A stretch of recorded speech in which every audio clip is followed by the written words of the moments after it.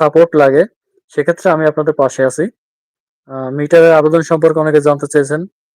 ভাই আসলে আমাকে কিছুদিন আগে আ কয়েকজন আমার অডিয়েন্স আছে তারা আসলে আমাকে প্রশ্ন করেছিল যে, "ভাই আসলে মিটারের আবেদন বাতিল হয় কি কারণে?"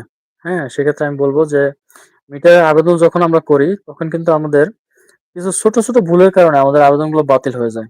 ঠিক আছে? সে সম্পর্কে আমার চ্যানেলে একাধিক ভিডিও দেওয়া আছে। তারপর আমি বলি, আ যদি আপনার এনআইডি কার্ড বা জাতীয় পরিচয়পত্র ভুল দিয়ে থাকেন, ১ চান্সে আবেদন বাতিল।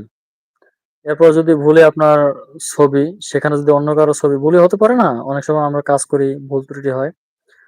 যদি আপনি সেটা ভুল করে থাকেন তাহলে সেক্ষেত্রে আবেদন বাতিল হবে। আপনার যে সার্ভিস ড্রপ আছে, আম আপনারা জানেন যে একটি মিটার সংযোগ নিতে হলে আপনার পোল থেকে অর্থাৎ যে মিটারের খুঁটি, বৈদ্যুতিক খুঁটি, সেই খুঁটি থেকে আপনি সর্বোচ্চ ১৩০ ফুট পাবেন। যদি এর বেশি থাকে তাহলে সেক্ষেত্রে আপনি সংযোগ পাবেন না। এখন যদি আপনার দেখা যাচ্ছে ১৩০ ফুটের বেশি আপনার আছে সেখানে যদি আপনি ১৪০ ফুট দিয়ে দেন, সেক্ষেত্রে তো আপনার আবেদন আসলে ক্যানসেল হয়ে যাবে, হ্যাঁ? তো এই সমস্ত কিছু টুকিটাকি কারণ আছে। আ যারা অনলাইনে আছেন ভাই আমার লাইভটা একটু শেয়ার করে দিন প্লিজ।